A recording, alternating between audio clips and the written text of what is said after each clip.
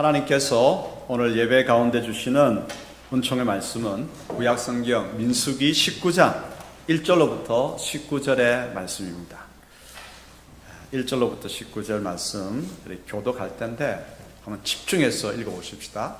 이게 무슨 뜻인지 그리고 어떤 규정을 우리에게 들려주고 있는지 집중해서 읽도록 하십시다. 여호와께서 모세와 아론에게 말씀하여 이르시되 여호와께서 명령하시는 법의 율례를 이제 이르노니 이스라엘 자손에게 이르러서 온전하여 흠이 없고 아직 멍에 매지 아니한 붉은 암송아지를 내게로 끌고 오게 하고 너는 그것을 제사장 엘르아살에게 줄 것이요 그는 그것을 진영 밖으로 끌어내어서 자기 목전에서 잡게 할 것이며 제사장 엘르아살은 손가락에 그 피를 짚고 그 피를 해막 앞을 향하여 7번 뿌리고 그 암소를 자기 목전에서 불사르게 하되 그 가죽과 고기와 피와 똥을 불사르게 하고 동시에 제사장은 백향목과 우슬초와 홍색 실을 가져다가 암송아지를 사르는 불 가운데에 던질 것이며 제사장은 자기의 옷을 빨고 물로 몸을 씻은 후에 진영에 들어갈 것이라 그는 저녁까지 부정하리라.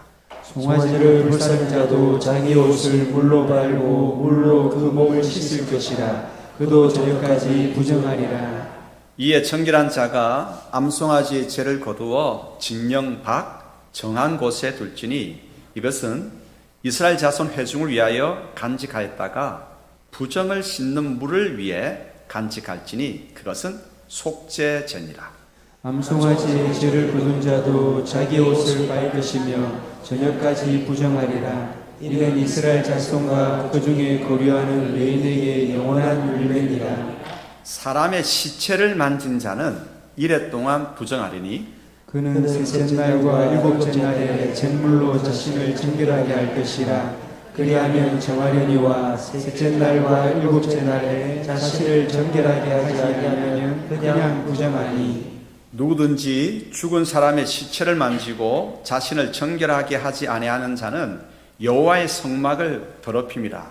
그가 이스라엘에서 끊어질 것은 정결하게 하는 물을 그에게 뿌리지 아니하므로 깨끗하게 되지 못하고 그 부정함이 그대로 있음이니라. 장막에서 사람이 죽을 때 법원이 이러하니 누구든지 그 장막에 들어가는 자와 그 장막에 있는 자가 이래 동안 부정할 것이며 뚜껑을 열어놓고 덮지 아니한 그릇은 모두 부정하니라. 누구든지 들에서 칼에 죽은 자나 시체나 사람의 뼈나 무덤을 만졌으면 이래 동안 부정하리니 그 부정한 자를 위하여 죄를 깨끗하게 하려고 불사른 재를 가져다가 흐르는 물과 함께 그릇에 담고 정결한 자가 우슬초를 가져다가 그 물을 집어 장막과 그 모든 기구와 거기 있는 사람들에게 뿌리고 또 뼈나 죽임을 당한 자나 시체나 무덤을 만진 자에게 뿌리되 그 정결한 자가 셋째 날과 일곱째 날에 그 부정한 자에게 뿌려서 일곱째 날에 그를 정결하게 할 것이며 그는 자기 옷을 빨고 물로 몸을 씻을 것이라. 저녁이면 정결하리라. 아멘. 오늘 우리가 읽었던 본문은 이스라엘 백성이 광야 생활을 하는 가운데 일상생활 속에서 발생하는 부정함을, 여러 가지 부정함이 생길 수 있는데 부정함을 씻는 정결 구정을 담고 있습니다. 하나님께서는 부정함이 발생할 때마다 부정을 제거하라고 말씀하십니다. 제거하지 않는다면 회중에서 끊어지게 될 것이라고 강력하게 말씀하십니다. 일상생활 속에서 자주 일어나는 부정함은 뭐냐면 그 나중에 이야기 드리겠습니다. 어쨌든 일상생활 속에서 자주 일어나는 그 부정함은 혼자만 부정해지는 것이 아니라 진영을 부정하게 하고요. 동서남북으로 지나치고 살아가는 그 진영을 부정하게 하고 그 다음에 또 그 부정함은 중앙에 있는 성소를 부정하게 하기 때문에 이 부정함이 계속 전파되고 확산되기 때문에 감지되는 대로, 인식되는 대로 부정하다고 여기시면 빨리 부정함을 정결하게 하라고 말씀하십니다. 강하게 말씀하시는데 알고도 부정함을 정결하게 하지 아니하면 백성 가운데서 그 회중 공동체 가운데서 끊어지게 될 것이다. 말은 조금 부드럽게 합니다. 끊어지게 될 것이다. 끊어진다고 하는 말은 뭐냐면 진짜 끊어져가지고 저 멀리서 살아가는 것이 아니라 죽게 될 것이라고 하는 그러한 강력한 말씀입니다. 하나님께서는 부정을 정결하게 하지 않으면 끊어지게 될 것이라고 하는 강한 명령으로 공동체를 정결하게 유지시켜 가십니다. 민수기는 일상생활의 부정함을 씻는 정결 규정, 정결 예식을 아주 강조하고 있는데 무슨 말입니까? 이것은 그만큼 정결케 하는 것이 일상생활의 부정을 정결하게 하는 것이 아주 중요하다고 하는 뜻이겠죠. 그러면 오늘은 정결 규정을 그때 그 정결 규정을 오늘 우리 가운데에 오늘 지금의 우리 공동체 가운데에 어떻게 적용하면 좋을까 생각해 보기를 원합니다. 그래서 그 당시에 일상생활에서 부정함이 무엇인가 한번 알아보고 그 부정함을 적용시키는 방법을 오늘 우리 가운데 어떻게 적용할까 하면서 우리 가운데 있는 그 부정함을 씻는 놀라운 은혜가 있게 되기를 소원합니다. 성령님의 도우심 가운데에 잘 또 학자같이 말할 수 있고 또 여러분들 학자같이 깨달을 수 있는 그런 은혜가 하늘로부터 주어지기를 소원합니다. 경청할 준비가 되셨습니까? 자, 그럼 경청하십시다.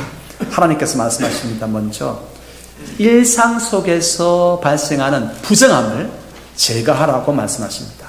그 당시에 가장 흔하게 일상 속에서 일어났던 부정함이 뭘까요? 제가 앞서 이야기하지 않았고 지금 이야기하려고 합니다. 그 부정함이라고 하는 것은 시신, 죽음, 시체에 접촉하는 것입니다. 죽음은 생명이 빠져나간 상태이기 때문에 하나님의 뜻과는 정반대입니다. 하나님의 뜻은 뭡니까? 생명이 꽃피고 왕성하게 되는 것이 하나님의 뜻입니다. 근데 그 생명이 몸에서 빠져나갔기 때문에 죽음이 되는 것이고 죽음이 되고 시체와 시신이 되는 것이죠. 그리고 부정한 죽음과 접촉한 모든 것은 또한 부정하게 됩니다. 성경의 이 정결 규정을 가만히 살펴보면 참 오늘날에도 진짜 대단하다고 여겨질 정도로 굉장히 위생적입니다. 생명이 빠져나간 시신은 바이러스나 박테리아의 온상이 되죠. 그것을 만지는 자는 당연히 감염되거나 오염되게 마련입니다. 우리는 코로나 사태를 겪으면서 이 사실 하나는 확실하게 배웠습니다. 그리고 물리학적으로도 이 오염된 것, 부정한 것에 접촉함으로 말미암아서 계속해서 이 무질서가 엔트로피가 증가하게 됩니다. 위생상의 오염만 아니라 사회 체제와 사회 현상 또한 이 접촉함을 통해서 계속 무질서가 증가하게 되게 되죠. 또한 영적 정신적인 면도 마찬가지입니다. 죽음은 생명이 빠져나간 부정한 상태이기 때문에 죽음에 접촉하고 기분이 좋을 사람 아무도 없습니다. 모르는 사이에 죽음에 접촉했는데 기분이 안 좋죠. 불쾌하죠. 마음은 불안하죠. 두려움이 찾아옵니다. 이러한 마음과 불안한 두려운 영적 상태는 계속해서 퍼져나갑니다. 만약에 시체를 만지고도 대수롭지 않게 여기는 사람이 있다면 그는 분명히 영적인 문제가 있는 사람입니다. 하나님은 생명이 왕성하기를 꽃피게 되기를 원하시는데 그러한 또한 환경 속에서 우리가 살아가기를 원하시는데 그런데 무덤과 시신더미에 사는 것이 대수롭지 않다고 한다면 그건 문제가 아니겠습니까? 보통 사람들은 생명이 빠져나간 죽음, 접촉하게 되는 것을 그리고 그것과 함께 있는 것을 불안하게 여기고 두려움 생기고 좋지 않게 여깁니다. 당시에는 죽음과 접촉하는 일이 다반사였습니다. 일상생활 속에서 아주 그냥 계속해서 일어나는 일이었습니다. 당시 숫자가 몇만 명요? 대략 200만 명입니다. 장정만 60만 명이라고 계속해서 기록해 놓고 있거든요. 장정만 60만 명이니까 대략 200만 명 정도 추산해 볼 수 있습니다. 아마 더 되었을 거예요. 제가 초등학교 때 텔레비전 프로 가운데 하나가 뭐였냐면 어르신들께서는 아마 다 생각이 났을 겁니다. 200만의 대화. 이 프로가 있었어요. 200만의 대화. 그때 화장터가 어디에 있었냐면요. 지금은 영락공원에 저쪽에 있지만 어디에 있었습니까? 단감동에 있었습니다. 단감동 화장터에는 연기가 계속해서 솟아올랐습니다. 무슨 말입니까? 200만 부산 시민이 있을 때 그때 매일마다 사람들이 숨져가지고 그 시신을 처리하느라고 화장터가 근데 그때만 해도 화장하는 사람도 있었지만 매장하는 사람도 많았거든요. 반반이라고 보면 반반일 그때만 해도 계속해서 화장터에 연기가 그치지 않았다고 한다면 200만이 되는 사람들 계속 태어나고 죽고 하는단 말이죠. 그 시신 장막 안에서 함께 살다가 죽었는지 모릅니다. 근데 흔들어 봅니다. 죽어 있거든요. 생명이 빠져나갔기 때문에 어떻게 됩니까? 죽은 부정한 상태입니다. 만진 사람 부정하고 그 시신이 누워있던 모든 그 잠자리 또한 부정하고 입고 있던 옷, 가지고 있던 모든 물건 또한 부정합니다. 그리고 그 공간 또한 부정합니다. 공간에서 뚜껑을 열어놓았던 모든 용기 안에 있는 내용물은 부정하게 됩니다.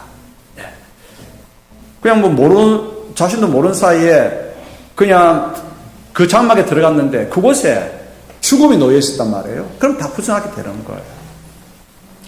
그것뿐만 아닙니다. 진영 안에서, 장막 안에서 이렇게 부정과 접촉하는 일들이 다반사였고, 또한 진영 밖에서도 이 부정한 시체와 접촉하는 일들이 많았습니다.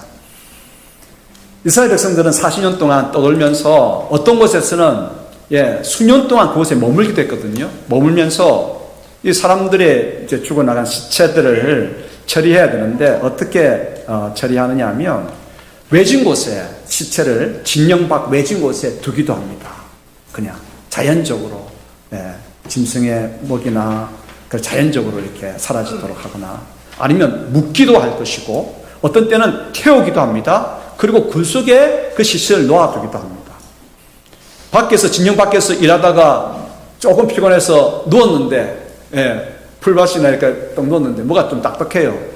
딱딱해서 여기 보니까는 이게 짐승의 뼈인지 사람의 뼈인지 모르지만 뼈를 접촉한 거예요. 부정하게 된 거죠.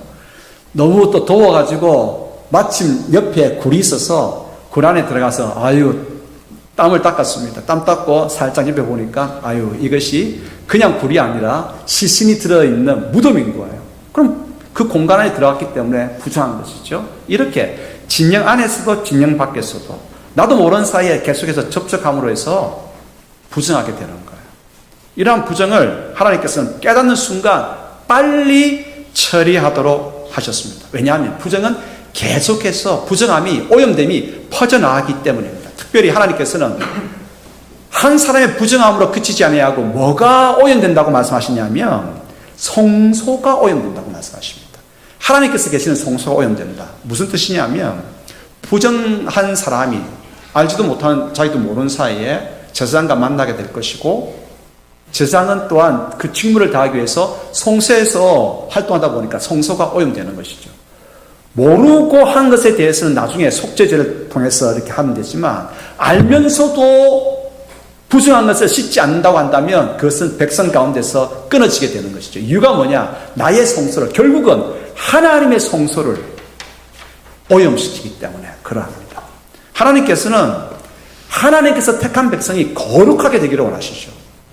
하나님이 거룩하신 분이시기 때문에 당신이 택한 백성이 거룩하여서 그 백성들과 함께 거하시기를 원하시는 것입니다. 여러분, 빛과 어둠이 함께 할 수 있습니까? 빛이 임하면 어둠은 사라집니다. 부정함과 정결함, 거룩함은 함께 있을 수가 없어요. 하나님께서는 자기 택한 백성들과 함께 있고 싶지만 택한 백성이 부정하다고 한다면 함께 갈 수가 없는 것입니다. 그리고 하나님께서 계신 곳이 거룩하신 하나님께서 부정한 곳에 있을 수도 없고 택한 백성이 부정하게 된다면 하나님께서 함께 하시기 위해서 택한 백성을 이렇게 선택하셨는데 함께 하지 못하기 때문에 그래서 어떻게 하시느냐? 부정하다고 발견되는 순간 바로 정결 예식을 통해서 깨끗하게 정결하게 하라고 말씀하시는 것입니다. 민수기 19장 13절 읽겠습니다. 누구든지 죽은 사람의 시체를 만지고 자신을 정결하게 하지 아니하는 자는 여호와의 성막을 더럽힙니다. 그가 이스라엘에서 끊어질 것은 정결하게 하는 물을 그에게 뿌리지 아니하므로 깨끗하게 되지 못하고 그 부정함이 그대로 있음이니라. 부정함 그대로 있기 때문에 부정함은 계속해서 오염되고 계속해서 퍼져나가고 결국 성소까지 오염시키기 때문에 그러합니다. 자, 그런데 그때 시체하고 접촉하는 일하고 지금 우리하고 이 말씀이 무슨 적용이 되겠습니까? 싶죠. 그렇죠. 거기 좀 끄떡끄떡 해보시기 바랍니다. 지금 우리가 시체하고 접촉합니까? 그렇지 않잖아요. 그런데 오늘날 우리 가운데 있는 일상의 부정하면 뭡니까? 시체와 접촉하는 것은 그 당시에 아주 흔하게 있었던 부정하게 되는 요인이었고, 오늘날을 우리를 부정하게 하는 것들은 뭘까요? 오염시키는 것은 뭘까요? 민수기를 읽어가면서 민수기가 우리에게 강조하는 우리를 오염시키는 일이 있습니다. 그건 뭐겠습니까? 불신입니다. 불평과 불만입니다. 부정적인 사고입니다. 계속해서 민수기를 읽어가면서 지난 시간도 우리가 받은 말씀이 뭡니까? 말은 마음의 알갱이가 말로 통해서 나오는데 우리 마음 가운데 뭘 채우자? 믿음을 채우자는 거예요. 믿음을 채워야 되는데 불신을 채우게 되면 하나님께서 어디 계셔? 하나님께서 안에 계시니까 나를 도와주지 않아. 왜 이런 어려움이 닥쳐? 계속해서 불신하니까 원망과 불평의 말이 나오고 부정적인 사고로 가득 사로잡히게 되는 것입니다. 해봐야 안 되잖아. 질 것을 왜 싸워? 또 안 될 거야. 계속해서 이런 말을 하는 것이죠. 우리가 이러한 불평, 불만하는 것을 듣고 그런 모습을 보고 그렇게 되면 그 소리, 그 모습, 그게 우리 눈에 여운으로 남습니다. 그 소리가 여운으로 우리 가슴에 메아리치게 됩니다. 그래서 우리를 오염시키죠. 좋은 것을 들으면 얼마나 좋겠습니까? 하나님께서 우리를 사랑하신다. 끝까지 우리를 놓지 않지 아니하시고 약속하신 바를 이루시는 그분은 언약의 하나님이시다라고 하는 그 약속, 언약을 이루시는 하나님에 대한 믿음을 가슴에 채우고 믿음의 말을 하고 그렇습니다. 사랑의 하나님께서 그렇습니다. 오늘 우리 가운데에 어려운 형편이 닥친다 할지라도 이 어려움은 사랑의 하나님께서 우리를 더욱더 성숙하고 더욱더 강건케 하시기 위한 과정으로 주신 선물이다 여길 수가 있겠죠. 그러므로 오늘날 우리 가운데 흔하게 우리를 오염시키는 부정하게 하는 것들은 뭡니까? 그것은 불평불명하는 소리입니다. 불신의 사고입니다. 부정적인 모든 형태들이 다 우리 자신을 오염시킵니다. 지난 시간 죽겠단 말 하지 말라고 그랬잖아요. 죽겠다고 하는 말. 어제 결혼식이 있어가지고 새벽기도 마치고 7시부터 차를 타고 올라갔다가 저녁 10시에 도착을 했어요. 어쩔 수 없이 차를 타게 되었습니다. 어쩔 수 없이 길은 열려 있으니까 그 차 안에 사는 말들을 듣게 되었습니다. 근데 참 우리 교우들이요 참 착하세요. 성경 이 말씀을 참 열심히 잘 들으세요. 한참 이야기하는데 갑자기 저 이야기를 하는 거예요. 목사님 설교 못 들었어? 이렇게 하는 거예요. 갑자기 내 이야기가 왜 나오는가? 그래서 갑자기 귀가 쫑긋하게 됐습니다. 무슨 소리 하는가? 그러니까 차가 여러 명이 타고 계속 달다 보니까 더웠겠죠. 더워 죽겠다고 한 말입니다. 설교 못 들었어. 그 말 하면 안 되지. 그게 아니고 뭐 하고 싶어서 한 게 아니고 계속 듣다 보니까 나도 모르는 사이에 몸에 배인 거예요. 나도 모르는 사이에 오염된 거예요. 설교 듣고 나서 그렇게 하려고 하는 사람 누가 있겠습니까? 성도들이. 그래도 참 그 가운데서 이게 같이 이야기하면서 그래 그렇게 하지 말자 결론을 다 맺어가는 것을 보면서 참 우리 교우들이 설교 잘 듣고 신앙을 어쨌든 잘 꾸려가려고 애를 많이 쓰는구나. 그래서 제가 더 설교를 열심히 준비해야 되겠다고 결심하고 섰습니다. 네. 나도 모르는 사이에 자꾸 들리는 게 뭡니까? 부정적인 소리는 거예요. 물론 강조하기 위해서 죽겠다, 더워 죽겠다, 힘들어 죽겠다고 하지만 그건 말하지 마십시다. 예. 더우면 좀 덥구나. 이 더위 잘 이겨내면 몸은 더 건강해질 거야. 추위 잘 타는 치는 분이 있습니까? 추워 죽겠다 하지 마시고 이 추위 잘 견디면 몸은 더 단단해질 거야 생각하고, 어려움이 닥쳤습니까? 어려움이 닥치면 부정적인 생각하지 마십시다. 불신의 생각하지 마십시다. 여러분, 하나님께서 어디 계셔? 하나님께서 안 계시니까 나를 도와주시지 않잖아. 다른 성도들은 다 도와주시면서 왜 나에게는 도움이 없어? 하나님 아니 계셔 라고 말하지 마십시다. 하나님께서 우리 가운데 어려움 주시는 까닭은 더 성숙하고 깊어지고 든든하게 하시기 위해서 어려움 주시는 것입니다. 할렐루야. 주님, 그렇게 어려움 주시니 하나님 감사합니다. 잘 이겨낼 수 있도록 성령님 저를 도와주십시오. 이런 희망을 선포하고 나아가면 그대로 됩니다. 말은 중요합니다. 믿음의 사람들은 믿음의 말을 하고 창조의 내일을, 하나님께서 창조의 하나님 아니십니까? 창조의 내일을 선포하면서 나아가야 되죠. 그렇죠? 오늘날에도 우리 가운데는 우리 자신을 오염시키는 것들이 있습니다. 우리 공동체를 부정하게 만드는 것들이 있습니다. 그런 불신, 나도 모르는 사이에 계속 듣는 불평과 원망, 부정적인 사고가 우리를 오염시켜서 나도 모르는 사이에 그 말들이 내 입의 말이 되게 하고, 그런 부정적인 불신의 사고가, 생각이 나의 생각이 되게 합니다. 그래서 하나님께서 말씀하십니다. 씻어라. 그냥 두지 말라. 발견되는 대로 씻으라고 말씀하십니다. 씻으십시다. 아멘. 두 번째 주님께서 말씀하십니다. 우리 하나님께서 두 번째 말씀하시는 메시지가 뭐냐? 부정을 정결하게 하는 재료에 대해서 알라라고 말씀하십니다. 여호와께서 이스라엘 백성이 죽음과 접촉하게 되었을 때, 그래서 부정하게 되었을 때 부정을 씻는 물을 만드는 방법을 알려주셨습니다. 주 재료가 뭐냐? 주 재료는 흠없고 온전한 붉은 암송아지입니다. 이런 붉은 암송아지, 얼굴이 붉다 건강하다라고 하는 말입니다. 붉은 암송아지, 이제 막 생명력이 왕성한, 이제 막 자라나는 그런 암송아지를 이야기하죠. 흠이 없습니다. 온전합니다. 이런 암송아지를 한 마리 가져다가 진영 밖에서 불태워 죄를 만들어야 됩니다. 진영 밖에서, 진영하는 하나님께서는 거룩한 곳으로, 깨끗한 곳으로 삼으시기 때문에 이제 진영 안에서는 불태울 수가 없습니다. 붉은 암송아지, 건강하고 정결하고 흠없는 암송아지가 이제 진영 안에서 발생되어진 모든 허물을, 부정을, 오염된 것을 안고 가는 것입니다. 성소 안에서 발생되어진 모든 부정함도 다 안고 어디로 갑니까? 진영 밖으로 가는 것입니다. 진영 밖에서 불태워져 죽게 되는 것, 죄로 남게 되는 것입니다. 이 죄가 바로 부정을 깨끗하게 하는 잿물의 주 재료입니다. 불태울 때 또 넣는 것이 있습니다. 백향목과 우슬초와 홍색실입니다. 백향목은 아주 튼튼한 나무죠. 튼튼하다. 그리고 우슬초는 정결하게 하는 곳에는 이 우슬초가 빠지지 않습니다. 우슬초는 균을 제거하는 기능을 가지고 있습니다. 또 홍색실은 건강한 피를 이야기하죠.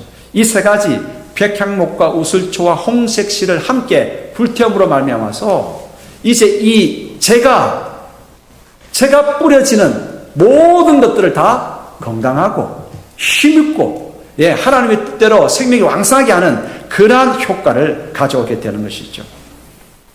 진영 밖에서 불태워졌다.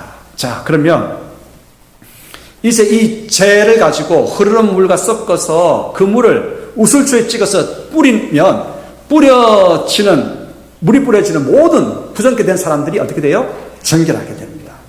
그리고 뿌려지는 모든 물건들이, 오염된 물건들이 정결하게 됩니다. 그 공간을 대해서 뿌리면 그 공간, 장막이 정결하게 됩니다. 자, 그러면 이것은 무엇을 보여줄까요?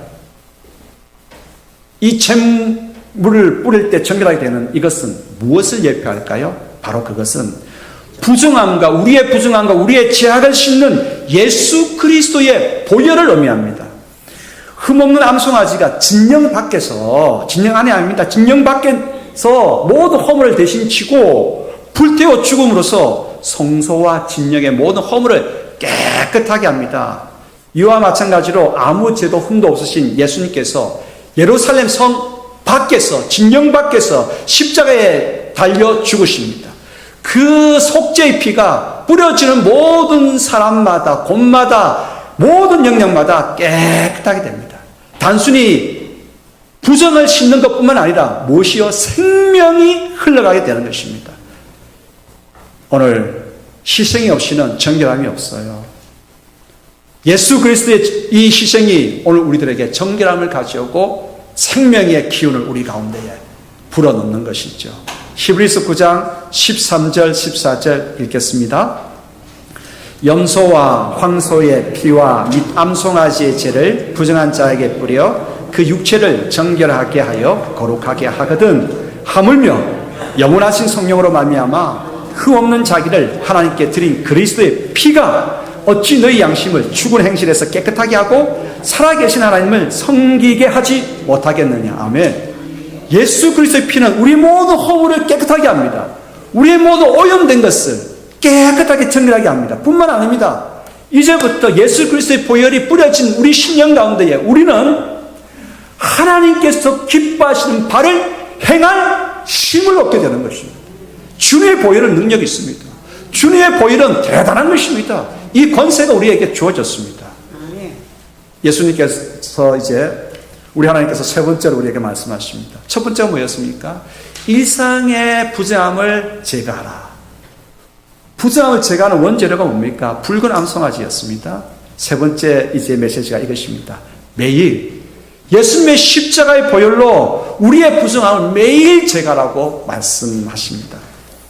일상의 부정함, 그 당시에 200만 명의 사람들이 살아가다 보면 얼마나 많은 일상의 부정함이 생명이 빠져나간 주검과 접촉하는 일들이 있었겠습니까? 정해진 제사장들만으로는 그 정결 예식을 치루내는데 역부족이었을 겁니다.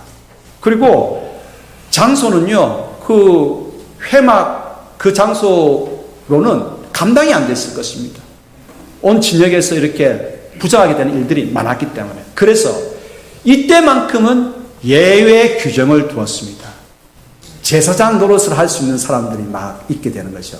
누가 제사장 직무를 감당할 수 있느냐? 누가 정결 예식을 일상에서 흔히 있게 되는 이 죄악을 씻는 그 예식을 집전할 수 있느냐? 누가 할 수 있겠습니까?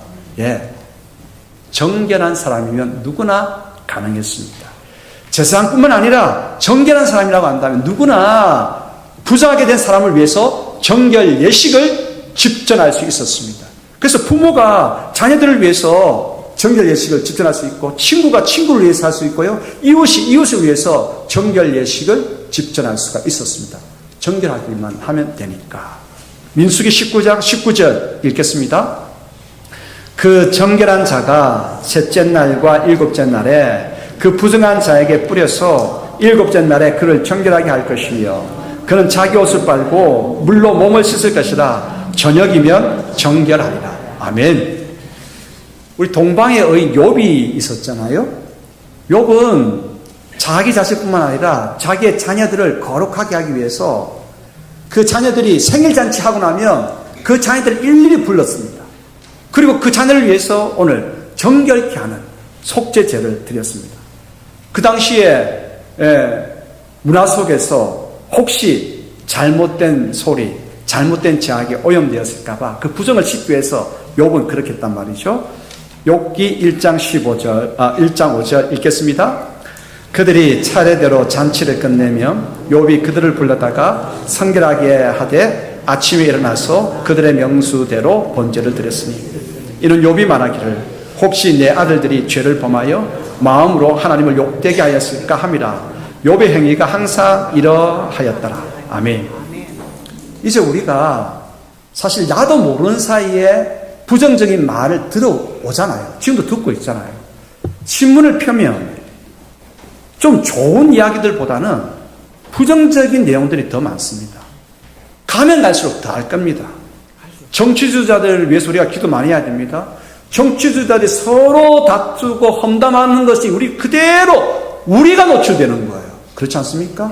그런 것에 노출되다 보니까 나도 모르는 사이에 그러한 부정한 것, 부정한 생각, 불신적인 것들 계속해서 나도 모르는 사이에 내 말이 되고 내 생각이 되고, 그러면 어떻게 해야 되겠습니까? 씻어내야 됩니다. 씻어내야 합니다. 자녀들을 위해서 우리 기도 많이 해야 돼요. 이왕이면은 이 정결 예식을 저녁 때가 되면 우리는 성도들이잖아요. 교회 성도들이기 때문에 자, 오늘부터 실천하십시다. 지금까지 해오시는 분들은 더 잘하시고 안 하시는 분들은 지금부터 오늘부터 시작하는 겁니다. 잠자리 딱 들고 머리를 벽에 눕기 전에 딱 몇 분만 기도하십시다. 하나님, 오늘 하루 동안 내 눈을 오염시켰던 부정한 모습은 무엇입니까? 내 귀에 들려졌던 부정한 소리는 무엇입니까? 불신의 생각들은 무엇입니까? 예수 그리스도의 보혈을 덮어주시옵소서. 머리로부터 발끝까지 내 눈과 귀와 마음 가운데 예수 그리스도의 보혈을 덮어주시옵소서. 그리고 잠시 멈추어 쓰십시오. 멈추어 쓰셔가지고 주님의 보혈은 능력이 있습니다. 종이 고백합니다. 깨끗한 은혜를 베풀어 주시옵소서. 기독교 신앙은 주술적인 것, 굉장히 싫어합니다. 하나님 이걸 원하지 않습니다.